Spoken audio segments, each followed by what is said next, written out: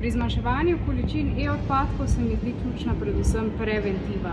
Zato skrbim za to, da kupujem kakovostne izdelke, da se pred nakupom seveda pozanimam in razmislim, ali napravo sploh potrebujem ali si jo morda lahko izposodim od prijateljev ali v kakšni izposojevalnici.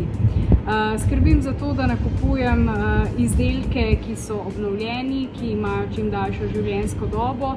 K temu pa prispevajo seveda tudi popravila. Kar se da popravim sama oziroma odnesem mojstrom, ki jih najdemo na portalu Manj je več in seveda to precej bolj obvladajo.